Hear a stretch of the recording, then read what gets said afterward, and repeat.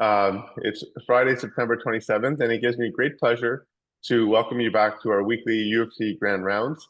And today we have a new faculty member at the University of Toronto, Dr. Randall Ulate, who is a cornea and anterior segment surgeon who originally completed his training and started practice in Costa Rica, and then came up to the University of Toronto a little more than 10 years ago to complete his fellowship at the Toronto Western with Dr. Slomovic and Dr. Rootman, and went back to Costa Rica, where he and I have done an annual mission along with Alan Slomovic in rural Costa Rica. And a year ago, we had the privilege of recruiting Dr. Ulate to join our faculty as a cornea and anterior segment surgeon based out of Sunnybrook Health Sciences. And he's been here, a little less than a year, and he's already become quite a popular figure amongst the residents with his supportive demeanor in both clinic and in the OR. So I look forward to his grand rounds today with two of our senior residents, Mina and Prem. So Mina, Prem, and Randall, thank you for all your efforts, and the floor is yours. Thank you, Amandit. Thank you for your words. It's an honor for me to be invited to participate in this, my first grand rounds. Being here in Toronto is a big honor for me. I am loving the practice that we are developing in Sunnybrook, and especially I like so much the opportunity of sharing with so many good people here, especially the residents that are very, very smart, very, very interested. We are going to present a couple of cases that we have done in our practice in Sunnybrook. I hope you like the presentations. They did a great job. They can present them. Thank you for everything. Well, thank you, Randall. I'm glad you're enjoying it. Good morning, everyone. My name is Mina. I'm one of the PGY4 residents in our program. Today, I'm going to present a case of sickle cell trait. Before we start, I would like to thank Dr. Ulate's tremendous support on preparing on this presentation. On history, here we have a 37-year-old Nigerian female who initially referred for traumatic iritis to Sunnybrook Emergency Eye Clinic. She told us that she had racquetball injury to the right eye a few hours ago. She had generalized haze in her vision, painful and light-sensitive right eye with some right-sided headache. She denies any tearing, redness, and she has no nausea and vomiting. On exam, visual acuity on the right eye was 2400, left eye 2040. Intraocular pressure on the right eye was 40, left eye was 16. On the anterior segment exam, there was 3.2 milliliter hyphema with 4+ red blood cell and some disruption of CAC IOL positioned with optic partially behind the iris temporally. There is no clear view on the posterior segment on that time. In medical history, patient said she had cataract extraction with IOL implantation in Nigeria, 2012, for possible traumatic cataract as she was hit by a fist at the age of 9 to 10 years old. After the incident, she noticed that her vision is gradually dropping. In past medical history, she is a sickle cell trait patient. She's not on any medication or eye drops. In terms of family history, her both parents and one sisters are sickle cell trait. 4 siblings, unfortunately, they passed away from sickle cell disease, and there was no family history of any eye health issue in the family. So the patient in emergency eye clinic treated for traumatic hyphema of the right eye with topical eye drops, IOP lowered to 30. Divitrav in the morning, Simbrenza twice a day, Cyclo 3 times a day, Paforte Q2 hours, and the Maxidex ointment at nighttime was initiated. Gonio and the DFE they are planned for when AC is more clear. We saw the patient next day. The vision was 20/80 and IOP was 22. Patient is more comfortable as well, but there is no much change on the hyphema compared to the last one. It was 3.2. Lens position was stable. We can see the temporal aspects behind the fibrous tissue on the iris. The plan is continued current eye drops, follow up in 2 days. And we discussed with the patient that there is a benefit from to referring to complex anterior segment regarding to ACIOL repositioning versus exchange with scleral IOL fixation. On today's follow-up, patient said there is not much improvement in the vision. She has some intermittent pain. From our exam, vision is a little bit improved. It's 20/60. Pressure is normal, 19. Hypema, there is not much change. So we plan to continue current management. Patient declined to come earlier appointment, so 1 week follow-up was arranged. On 1 week follow-up, patient said there's vision is more blurry now, but no pain. Unfortunately, IOP spiked up to 57, but hypema is better. We performed a B scan and there is no RD or vitreous hemorrhage. So our impression at that point was elevated IOP is likely due to OG plus minus possible pupil block component from the ACIOL. After using 1 milligram per kg glycerin and the 4 class of eye drops twice, the IOP was lowered to 9.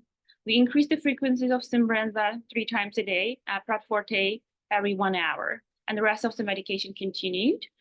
We didn't give patient Diamox at that point because of the sickle cell trait, and we consulted him by phone to feature how we manage the patient with the Diamox. On the next day, she has no change in her vision, no pain, pressure was 38. There is new blood, new heme, 1.8 milliliters, and then the other previous hypema was half clotted. Also, there is ACIOL haptic temporally appears to be dynamic with iris. So the over impression is more cleaning towards the mixed trauma with our component. We did AC tab, IOP lowered to 25, continue current eye drops and the management, and a follow-up on Monday was arranged. Next day, vision still hand motion, IOP 51, hypema still the same, not much change, old blood a little bit settled down, 0.5 to 0.5 milliliters. I see ACIOL haptic temporally appears to be dynamic with the iris. So the impression was traumatic hypema with OG syndrome. We did Diamox that point, but it's only 250 milligram. By asking hematology, they said just very small dose for sickle cell trait can be used in emergency situation, but not sickle cell disease patient. And we used 1 milligram kg glycerin, IOP lowered to 25, continue current eye drops. And then patient urgently referred to Dr. Olate and the Dr. Burt at Sunnybrook. On Dr. Olate's exam, patient didn't say any pain. There is not much change in the vision. Vision is hand motion, left eye 20/20, IOP was 44, and left eye is 16. On the slit lamp exam, there is diffuse epithelial edema with mild stromal edema. There is no details for you on endothelium. In AC, there is 2 milliliters settled hypema with fresh to blood RBC.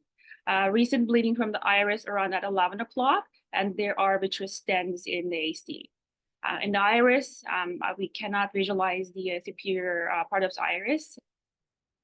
Lens, ACIOL, the part of the optics in the AC, part is in the posterior capsule.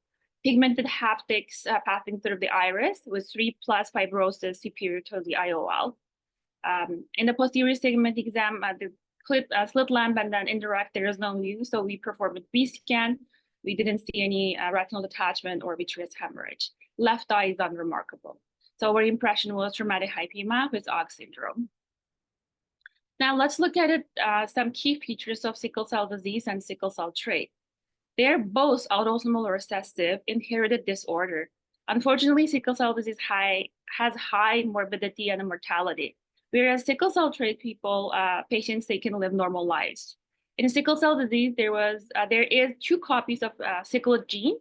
In the sickle cell trait, 1 copy of hemoglobin S, which is sickle gene, and the other one is normal. In terms of global prevalence, sickle cell trait is much more common than sickle cell disease. In sickle cell trait, as we can see, this is 2,644 per 100,000. In sickle cell disease, 191 per 100,000 people. They're much more common in Africa, Middle East, India, Central and South America. So the underlying pathophysiology in sickle cell disease, the sickle hemoglobin polymerization in erythrocytes leads to rigid red blood cell. which makes the red blood cell easily clog the vascular system that causes vessel occlusion crisis. And it can be presented as anemia, acute pain crisis, acute chest syndrome, and organ damage. Sickle cell trait patients, unfortunately, they don't have a lot of symptoms, but we have to be really careful in extreme conditions like severe hydration, dehydration, high intensity physical activity, trauma, and infection, because those situations can lead to serious health issue, including that. Current treatment mainly involved in preventing precipitating events, pain control, reducing the sickling of the gene using medications such as hydroxyurea, treat complications, and blood transfusion. New medications, blood marrow transplant, and stem cell transplant is under development. Now let's look at the sickle cell disease ocular manifestation, which is mainly due to vaso-occlusion, which causes local ischemia and hypoxia. In orbit, it can cause orbital wall infarction, orbital cellulitis, and a subperiosteal hematoma. The orbital wall infarction and orbital cellulitis can be presented as symptom of orbital compression and inflammatory syndrome, such as acute proptosis and restricted EOM. So in this situation, when we reviewed the literature, majority of the literature suggested MRI with empiric antibiotic is strongly recommended. Of course, if it's not readily available, we can always go from CT with the orbit. In conjunctiva, due to the vasculopathy, vaso-occlusive crisis, we can appreciate comma-shaped vessels. Conjunctiva can be appeared as blanched appearance because of the sludge flow and the irregular distribution of the blood vessels. Conjunctival vasculopathy can be a biomarker for evaluating severity of the disease, and it can be helpful in the management. In anterior segment, it can be presented as iris atrophy, new vessels, hyphema, and anterior uveitis. In optic nerve, as we can see from here, there is dark red spots, lines are visible, which called as optic nerve disc sickling sign. In FFA, can be showed as dilated capillary dark vessels, and it can cause as well neovascularization around the disc. In the retina, it can be classified to non-proliferative and proliferative sickle cell retinopathy. In NPSR, the main characteristics are salmon patch, iridescent spot, black sunburst spot, and angioid streak.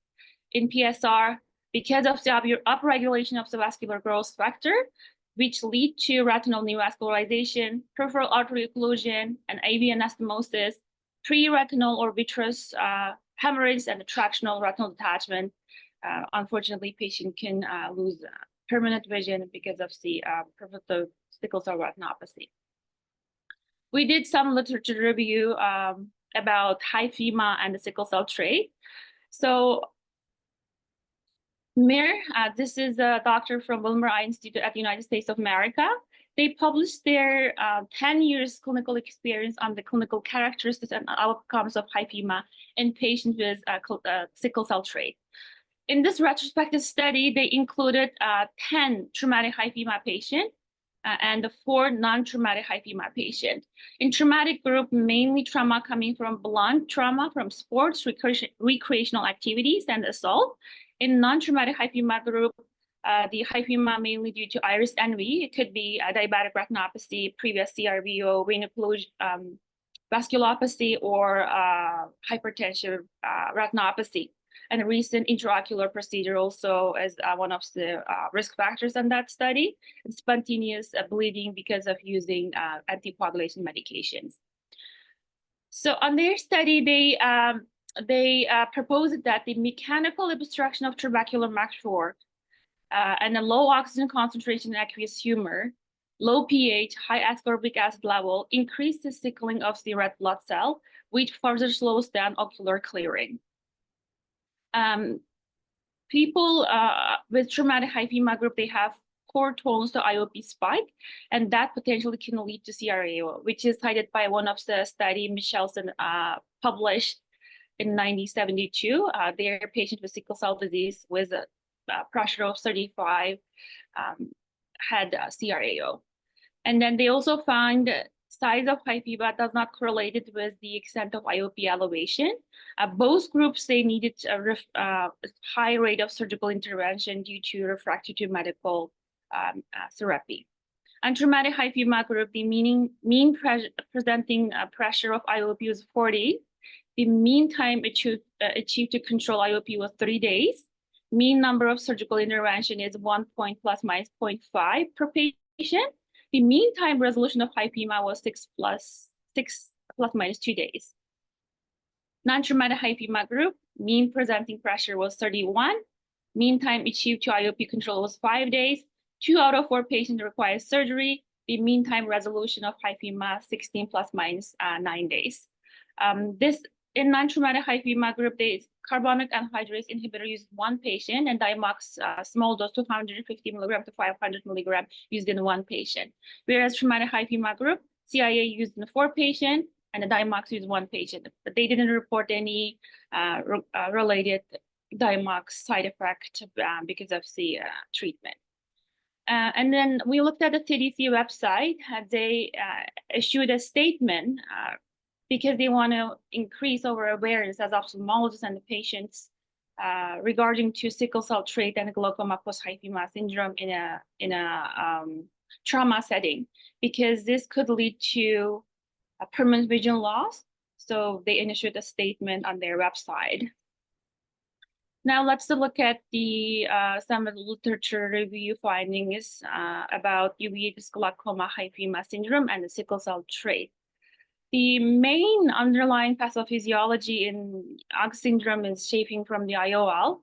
It's most commonly happen in ACIOL.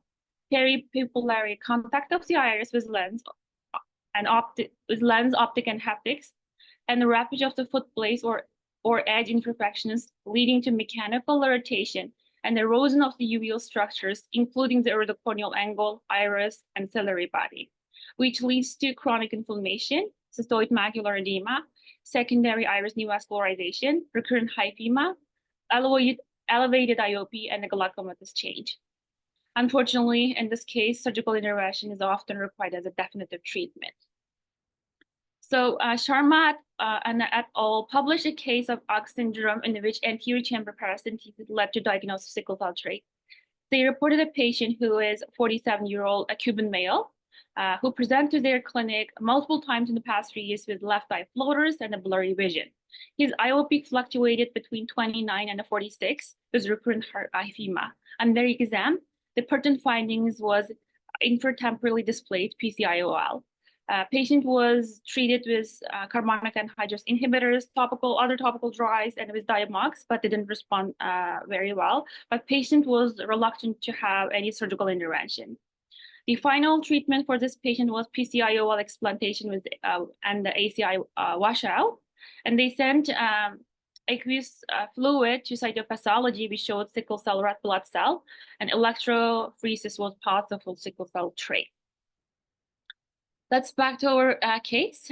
So Dr. Olate in the clinic, he did remove the blood with 20 from the AC with 27 gauge needle. Then IOP was lowered to 6. He injected the air to AC to stop bleeding. Upon discussion with Dr. Burt glaucoma service, we planned for urgent AC washout, and we did the surgery at midnight.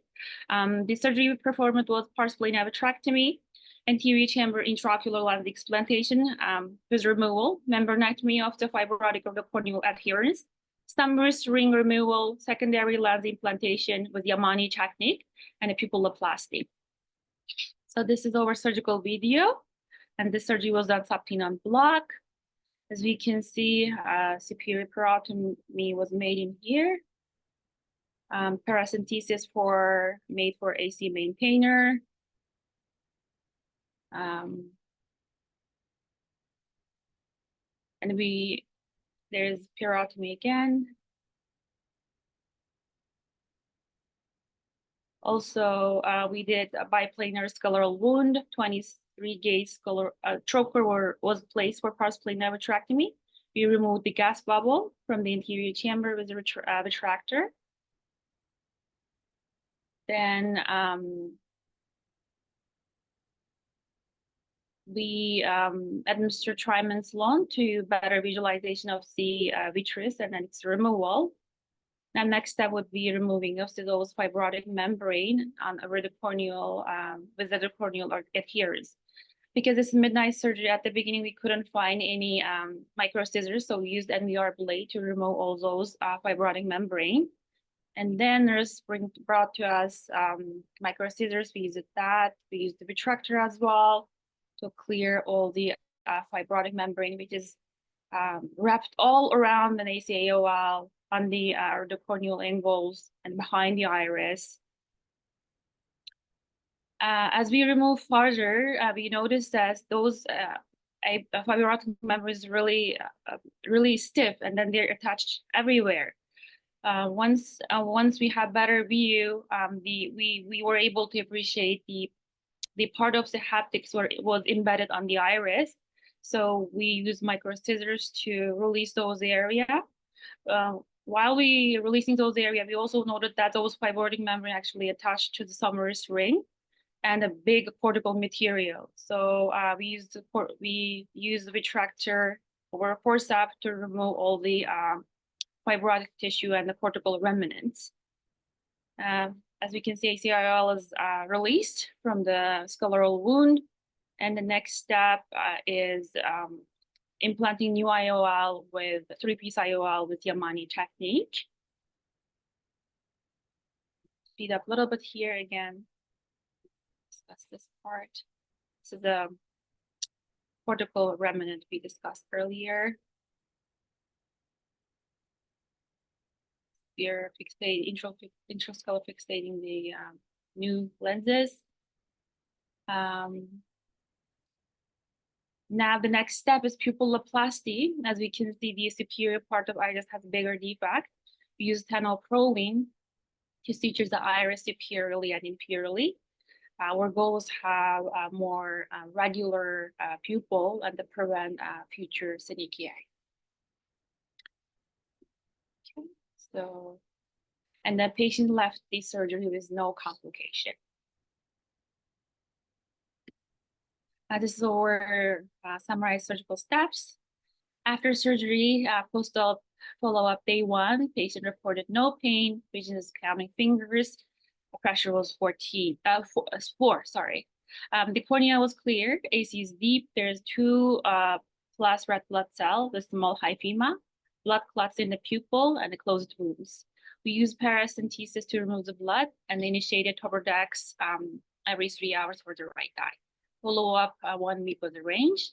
And a 1 week follow-up appointment, patient didn't report any obvious change, vision is and motion, IOP was 40. In our exam, cornea is clear, there is no pigmentation, AC deep, 2 plus red blood cell in the AC, pupil is centered, PCOIOL is centered, and there is 2 plus red heme.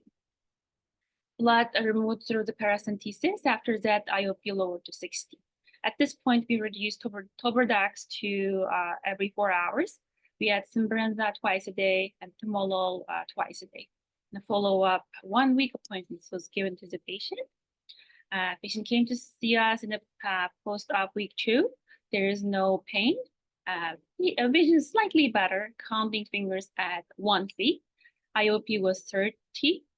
Clear cornea, again, no pigmentation. Bleeding is reduced, 1 plus. Regular pupil, IOP is in a good, centered, acceptable position. There is no tilt. There is vitreous hemorrhage 2 plus. The retina, there is still no view. We did paracentesis again to remove the blood. IOP lowered to 16. Further reduced Tobradex twice a day, and it continues the rest of the IOP drops. And then we give the patient 2 weeks follow-up. On month 1 follow-up, patient reported to us some improvement in vision. Visual acuity was 2100. IOP was 2016. There is no blood in AC. AC is deep, a regular pupil. We can see iris sutures in place. There is no issue on that. PCIOL is centered. And then gladly, we were able to appreciate the retina. The cup to disc ratio was 0.7. Retina, there is no retinal detachment, no tears were identified. We removed some conjunctival sutures at the clinic. We stopped Tobradex at Prat Forte twice a day and continued the IOP lowering drops. And a follow-up 6 weeks was given to the patient. We saw the patient in post-op week 10. She is very happy her vision and that there is no pain. Her vision is improved to 20/80. Her IOP is stable, 18. She has some irregular stigmatism with the rule. And then her cornea is clear. Their AC is deep and quiet, pupil is acceptable, central, and PCIOL is centered. So we still examine the retina, 0.8 cup to disc ratio, flat retina, no tears in the periphery. At this point, we reduced Pred Forte to once a day. Patient also seeing Dr. Burt in glaucoma service. So we can consider to stop the glaucoma drops. So the follow-up 3 months appointment was given. Last week, I just called the patient and she said her vision is further improved and she's going to see us in November. This is the post-op video. As we can see, cornea is crisp clear, very nice. And there is no pigmentation on our exam. You can see the iris sutures. The defect is bigger in here, but we did as much as we can to close those defects. And the optic is captures the IOL in the center to good position. Summary, so what we can learn from this patient is that in a setting of trauma in patient with sickle cell trait, the most urgent issue is IOP control because they have very poor tolerance of IOP spikes. So we have like a low threshold to pursue surgical intervention. Regarding to care lens selection, we have to be careful using ACIOL lens. So we have to keep that in mind. And also at the same time, both patients and as ophthalmologists, we have to aware the serious complication of sickle cell trait when it comes with trauma. Here our reference, and thank you so much for listening to my presentation. Thank you, Mina, for sharing that. And Randall, beautiful case as always. Couple questions for you guys. Mina, maybe you can remind us, what's the specific issue with Diamox in patients with sickle cell? Because it's sometimes our go-to oral medication for glaucoma control.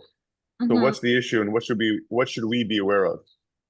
So in sickle cell patients with a Diamox, it makes more dehydrated and it further increases the rate of sickling. Then when it's sickling, it's impedes the blood clearance from the AC, then further increase trabecular meshwork clogging. So that's what, and also it could be like because we are using systemically, and then that could increase the risk of vaso-occlusive crisis in in cerebrovascular system. So we have to be really careful on that. But when we consult, and sickle cell trait is that small dose should be fine. Yeah, and you had hematology support there, so I think that's important. But this is one of those things that we really need to be aware of as ophthalmologists in the GTA or in Ontario and Canada. This is not a we saw the risk factors, but certainly we have patients from all over the world in Canada, and I think this is something we need to be aware of in the acute scenarios. And sometimes we're so focused on IOP control that you can lose sight of something like this. So thank you for raising that point. And Randall, question for you. We saw in this case the perils of ACIOLs and the UGG syndrome. How often are you seeing UGG syndrome with scleral fixated IOLs, like Yamani IOLs, for example? With scleral fixated, not so frequently, especially if the lens is in good position and is away from the iris. Unfortunately, it's not the same if there is a little tilting on the lens or there is some iris touch with the lens.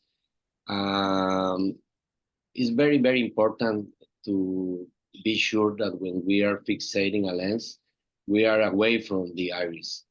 With the new techniques, even suturing the lens or fixating with Yamani technique, that gives us the opportunity to place the lens 1 millimeter away from the iris. The risk of having UGG syndrome is very, very low. It's a different story if we place one-piece lens in the sulcus. That's something that we are going to see very, very frequently hook syndrome. Actually, probably in the management of complex cases that we are having, is one of the most frequent reasons to explant a lens. Yes, that's what I think. Amandeep, you bring up a great point. What's the role of an AC lens if, unfortunately, somebody runs into trouble, PCR, needs to do a vitrectomy? If the patient's 80 or if the patient's 60, is there a role for an ACIOL at all? What's your opinion, Randall? Should the surgeon just clean up the eyes as much as possible and leave the patient aphakic for a secondary scleral supported lens, or should they attempt an AC lens? What's your recommendation? There is a role still for anterior chamber IOL. I think when we are managing a complicated case, what we have to avoid is to bring more complication to the eye of the patient. If as you, my mentor, told me years ago, the best technique is the one that you manage better. And that's very, very important. If you feel comfortable placing an ACIOL and you place it properly with the right measurement of the lens, that is not going to be very tight on the anterior chamber, or is not going to be floating in the anterior chamber, producing posteriorly damage in the endothelium. AC is still a very good technique, especially as you are mentioned in older patients. But one of the biggest problems with the ACIOL is that we are affronting an already complicated case. And as you saw in this case, sometimes the person at charge of the surgery just try to place the lens without fixing another problem. You saw all the cortex that was here, a lot of iris touch with the lens. The lens wasn't in the proper position. Like any other technique, if you don't do it properly, every technique has problem. Even posterior chamber IOL, scleral fixated IOLs, they are going to be a problem. My answer to that is all this technique to correct aphakia in absence of capsular support are good, all have good and bad things if you do them properly. I still think that ACIOL are an option in some scenarios. Yeah, Randall, I would agree with you. I think sometimes there's that 85, 90-year-old patient who may have significant medical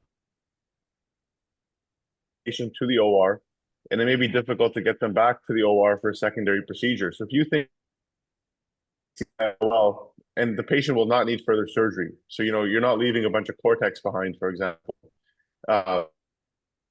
You've got all the nuclear fragments out. Then it's, it may be a reasonable option for the patient with comorbidities.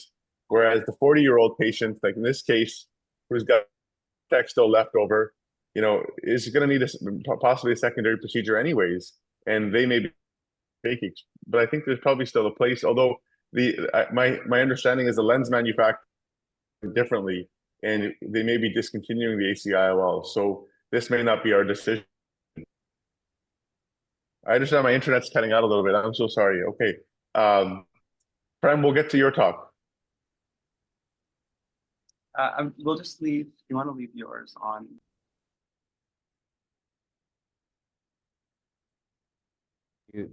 Okay, can everyone hear me? Can you turn off your sound? I'll turn mine on. Okay, perfect. Can everyone hear me? Perfect. Alrighty, I'm Prem, a fourth-year resident in the department. Thank you for the department for the opportunity to present today, as well as Dr. Ulate for supporting me in this endeavor. We have no disclosures. So just to jump into the case, we have a 60-year-old male who Dr. Alade has been following every so often. And he presented for his 3-month follow-up and reported some deteriorating vision in his left eye. This patient has a history of keratoconus with a PK in the right back in 1989 that's been holding well, and then a PK in the left in 1996 and again in 2000. He also has cataracts that have been slowly progressing, ocular hypertension, and he's on FML, Maxidex, and Combigan, and FML in the right eye, Maxidex in the left, and Combigan in both eyes. Systemic history, hypertension, for which he's on a medication, and no drug allergies. So at his 3-month follow-up, we examined him. His vision is corrected with scleral contact lenses. Vision in the right is 20/25 and in the left is 2100. Pupils are decently reactive. They're round and pressures are fine. On exam, slit lamp exam, he has clear PKs on both sides. The iris in the right side is round, in the left slightly atrophic, still relatively round, maybe some small synechiae, and NS2 cataracts in both eyes with a PSC in the left. Posterior segment, pretty normal, some mild syneresis, cup to discs are 0.3, with clear crisp margins, and the rest of the retina is fine. So just a little bit about keratoconus. It's classically defined as a non-inflammatory progressive corneal ectasia that's associated with high visual morbidity, and it causes bilateral irregular myopic astigmatism. And it's a common indication for keratoplasty. KCN commonly starts between the 2nd to 4th decade of life, and it has an estimated prevalence of 1.4 up to about 55 per 1,000 population, but greatest in specific populations, including South Asians. Clinically, keratoconus is defined by scarring, central thinning, and protrusion with prominent stromal changes. And common physical exam findings that, as often on our OCAPs, are Munson sign, which is a V-shaped palpebral deformation when in down gaze, iron deposits known as a Fletcher's ring, vertical stress lines in the posterior stroma, and decimes known as Vogt striae, and then a bright reflection near the nasal limbus when shining a light known as Rizzuti sign. There are many risk factors for keratoconus, and it's multifactorial with environmental, behavioral, and genetic influences. Some of the more common risk factors are sleep apnea, with floppy eyelid syndrome, obesity. Eye rubbing is a very modifiable risk factor.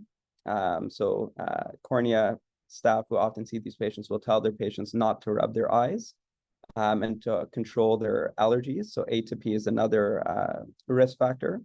And then multiple studies, including one with Dr. Chen and Rootman in the past, have shown that there can be an inflammatory component actually to keratoconus. And other risk factors include things like trisomy 21. So treatment options for keratoconus. Of course, you want to mitigate risk factors. So again, no eye rubbing, controlling asthma, and that atopic triad sort of history, if you have any of those that are positive. In terms of eyewear, you can use hard contact lenses to correct the irregular astigmatism via scleral, which is more common, and RGP lenses as well. Corneal cross-linking is also helpful. And the purpose of cross-linking is to essentially create more collagen bonds and harden the cornea, make it more rigid, and prevent further conical deformation or bulging. And then there's corneal transplantation as well. And I forgot to mention Intacs, which you can see in these Intacs implants, which you can see in the cornea here. So the patient asks us, hey doc, I know we're doing surgery for my cataracts, but are we also repeating the corneal transplant? We already had to do it twice in the left eye, so why not do it again? Just before we get to answer that question, going over the different types of corneal transplant, there are full thickness transplants like the PK.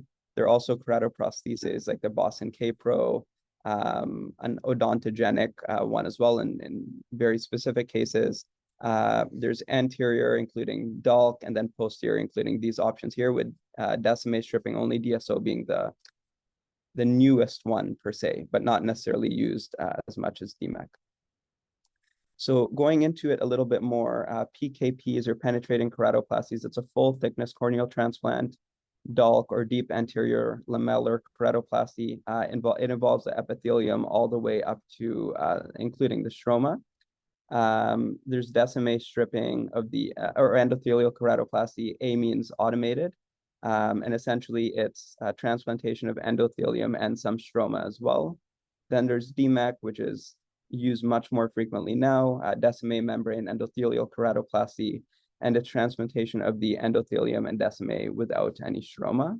And then finally, there's DSO or Decimé stripping only, where essentially you strip the Decimé and endothelium and hope that the endothelial cells will slowly migrate back to the center to help pump fluid out of the cornea. So our patient didn't really have many signs of corneal graft rejection, if any. Again, his PKs per exam were clear, but just to go over some signs of graft rejection, the most common is edema, and you can see in this picture here, illustrating a bit of edema and also KPs or keratic precipitates. There's NV here on the cornea. There can also be stromal infiltrates. Here is endothelial reduction or the cotaduce line. There's also epithelial rejection, and then finally in the last picture here, SEIs or subepithelial infiltrates, which can also be seen here. The incidence of corneal graft rejection is greatest within the first year to year and a half, but it can occur even 20 years out. Now, going back to our patient, he had specular microscopy, and before getting into the results, just to discuss what these values mean, CD or cell density in millimeters squared is a measure of cell density that decreases with age. There's a reference here just while I'm talking if you want to look at for how the cells decrease over time. And a low CD value for a particular age may indicate that the endothelial cells are depleting faster than normal. CV represents a coefficient or degree of variation in the size of endothelial cells, polymegathism. And by measuring the variation in size between endothelial cells, the system can measure how much cell loss is occurring. And a CV less than about 40 is normal. Anything higher indicates that something could be going on. And then hex indicates the variability in hexagonal cell shape over time. So just looking here, not all cells are hexagonal, but maybe this one here has those 6 hexagonal lines. This is maybe more pentagonal. So it measures essentially the variability in that shape, and above 50 is considered to be normal. So in this patient, the spec illustrates results from both eyes, the right eye here and the left eye here, and it's a cell density of 803 versus 763. These are the CVs and the hex. And we can see in the left eye, the hex variability is quite low. The variability overall is quite high, or is higher than 40. And then the cell density is low. And as we know, if we do cataract surgery, that may reduce the endothelial cell count even more. So we did a pentacam, and there are 2 images. I'll show the next one in a second. But essentially, this report reveals that the cornea that's actually in the patient's eye right now has regular astigmatism with a very high SIL of 11.4 and a refractive power or a K-mean of 44.5. And the SIL is approximately at 155 to 156 within the central 4-millimeter diameter of the cornea. This is showing the exact same thing, but just based on the diameter of the cornea. And we were looking at the central 4-millimeter diameter, which helped us with the surgical steps that I'll explain soon.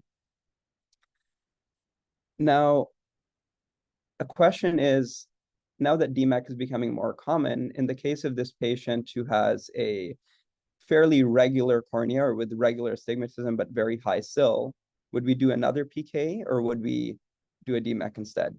And PKs have higher rates of rejection. You need to use steroids more frequently and longer term.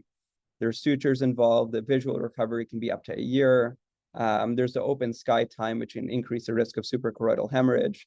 Follow-up is more frequent. The only plus to a PK is that tissue access may be slightly easier as compared to DMEK tissue, which also needs to be prepared, can be technically challenging in different ways. because of the thinner tissue, but the rate of rejection is much less.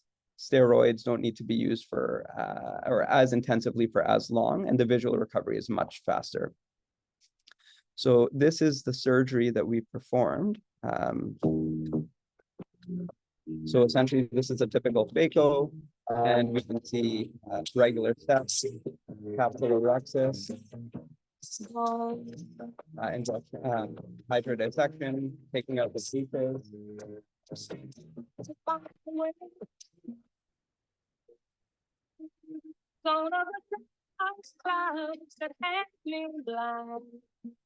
Prem, I think there's some audio with your video. Do you mind just muting that on your end? There you go. Thank you.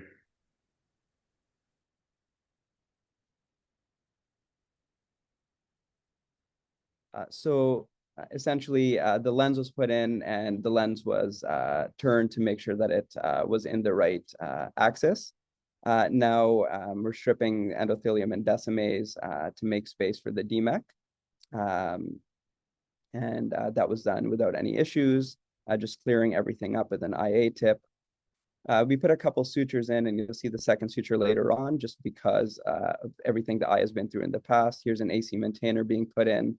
Now an iris defect is just being repaired, and the reason for this repair is in the middle of the procedure, there were some PS, and with releasing those synechia, it did result in some of the iris opening up more nasally, but that was repaired quite well. Of course, by Dr. Olade, the expert here. So going back to the DMEC, the tissue was prepared, nice double scroll, and just trying to flatten it to come up to the cornea, getting it in proper position. And in a couple seconds, we'll see that the gas bubble is injected.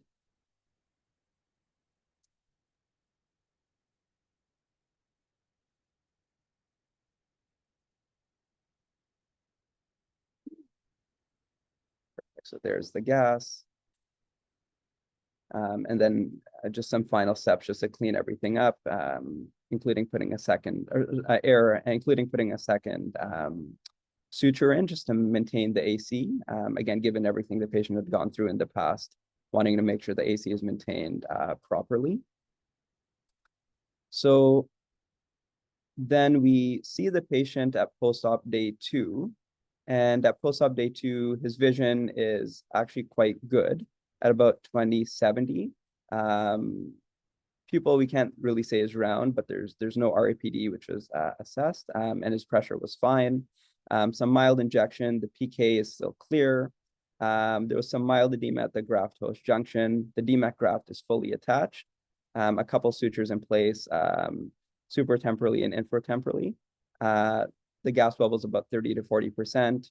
The iris is slightly eccentric with suture from the pupilloplasty, and there's some atrophic patches.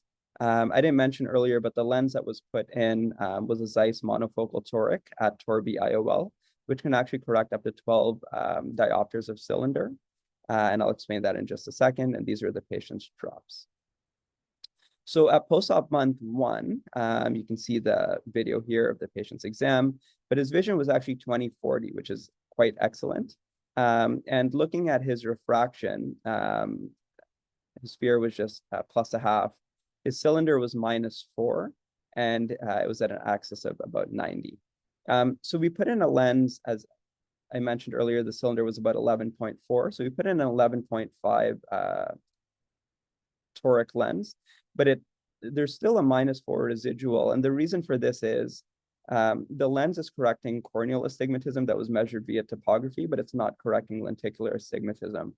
So because of that, there's a correction factor of 0.675, which equals about 11.4 times 0.675 is about 7.75.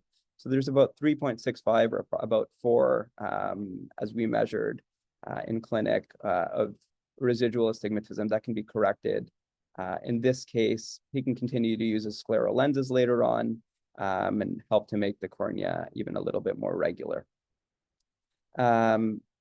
And just going back to the question that the patient asked earlier, of, hey doc, are we going to do another PK or not at all? He wasn't aware of a DMAC at the time. The reason why we decided to do DMAC again was because the cornea did have regular astigmatism. But even in the cases of irregular astigmatism, a DMAC may still be the option. And the reason for that is if the patient was using scleral contact lenses before and they're happy to continue to use scleral contact lenses, we may not need to do a PK because the scleral contact lens can still correct for that irregular astigmatism. Again, which there wasn't in this case, but if there was in another case. So in summary, patients with cross-linking and scleral contact lenses, keratoconus is one of the most common reasons for patients to undergo PKPs. And patients with previously good corneal transplants where the endothelium is now failing, they're often good candidates for an endothelial graft rather than repeating the PK.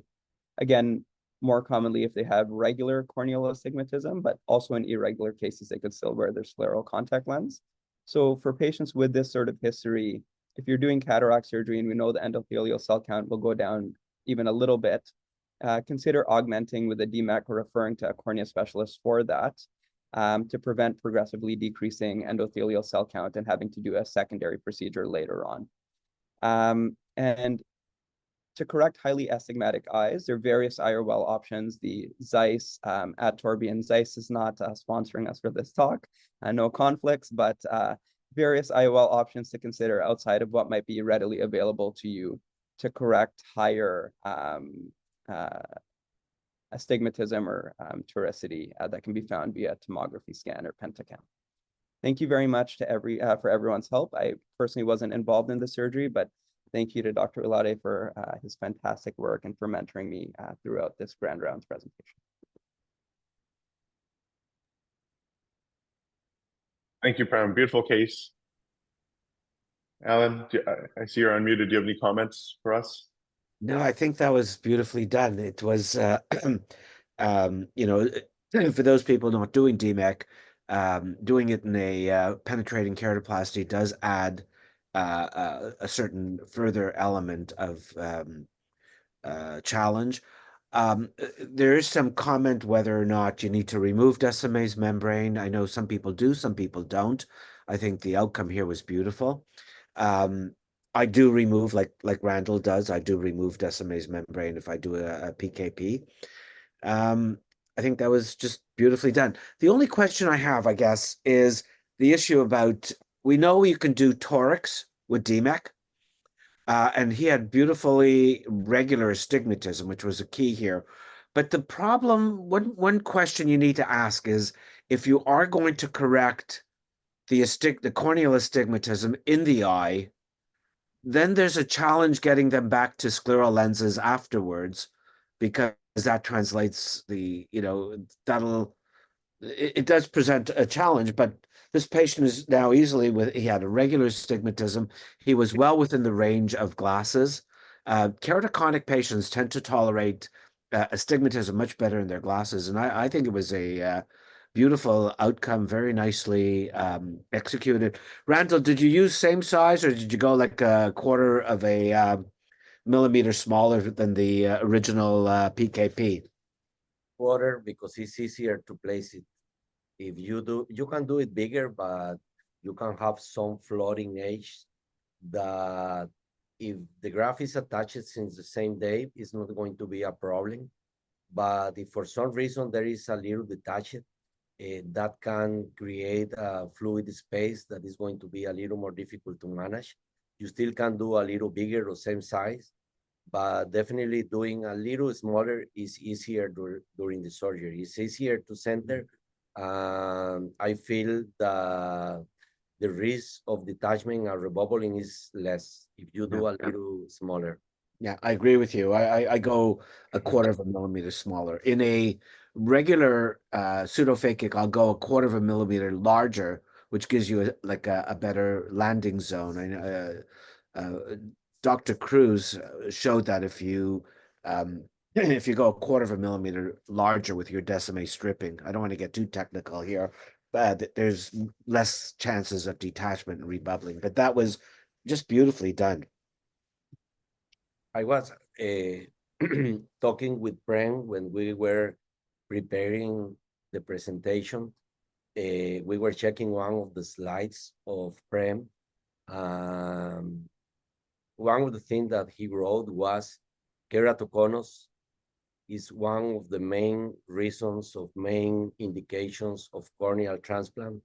And it's interesting because it's not anymore, because broad linking and with the scleral contact lens, things in the last 5 years have changed a lot. And now what we are dealing with is with patients with beautiful PKPs that the endothelium is beginning to fail. And we are moving again to the side of DMEC.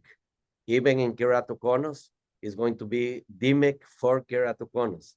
Because especially for me, is great to have these very well done cases by Dr. Chu and Dr. Dixon before, that they have beautiful, beautiful graft, but just because of the age, the endothelium is beginning to fail. And I'm pretty sure that the most of the cornea surgeons are seeing that.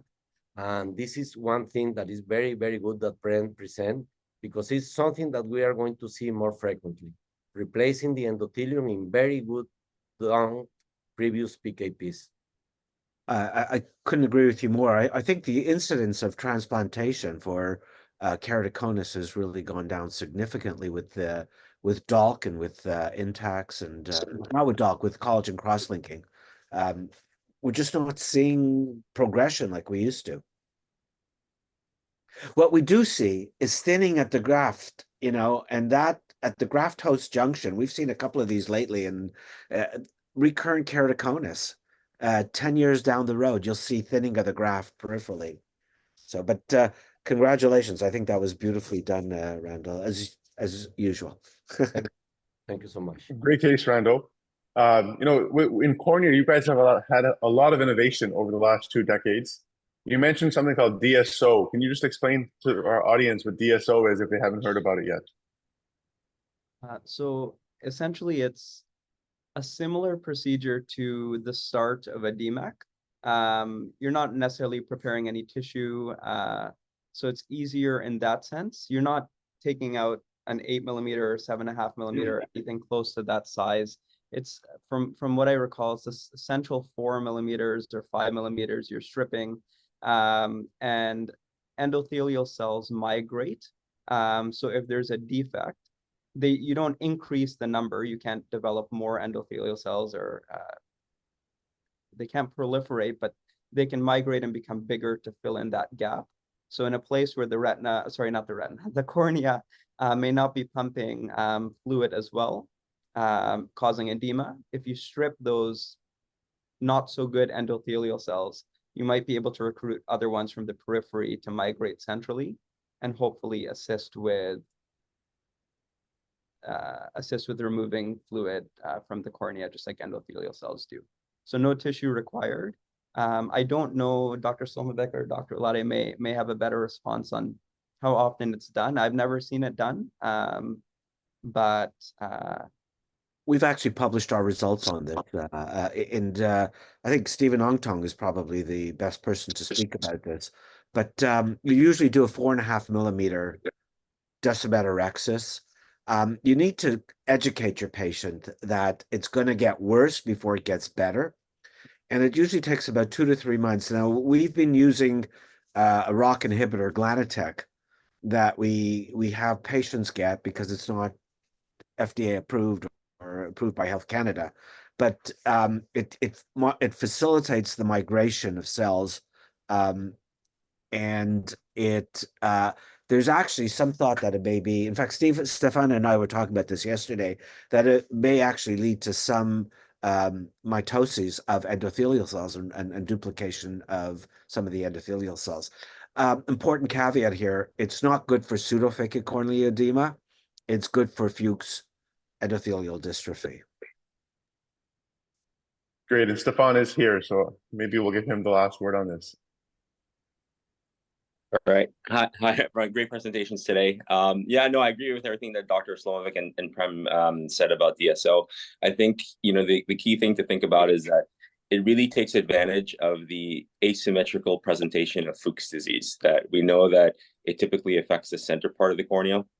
And by removing the sort of more affected central disease pathology, and the other key thing is that in addition to removing these dystrophic endothelial cells, we also remove the guttae, which can also, we know, that can degrade the quality of the vision as well. So, right now, I think most people are stripping, very centrally about 4 millimeters, and you have like a good, peripheral cell count. What that number is remains to be determined. And we rely really primarily on the migration of cells, as was mentioned, rather than the proliferation. But we know that there is a limited proliferation response, but it's primarily through wound healing through migration. Okay, well, thank you. Randall, Prem, Mina, congratulations on a wonderful grand rounds this morning. I think this is a great case of some great surgery. And congratulations to the cornea team at UofT. I think you guys are doing some amazing work. Stefan, we look forward to your results. And Randall, we look forward to more of your amazing surgical cases. So congratulations to you all. Enjoy your weekend, everyone.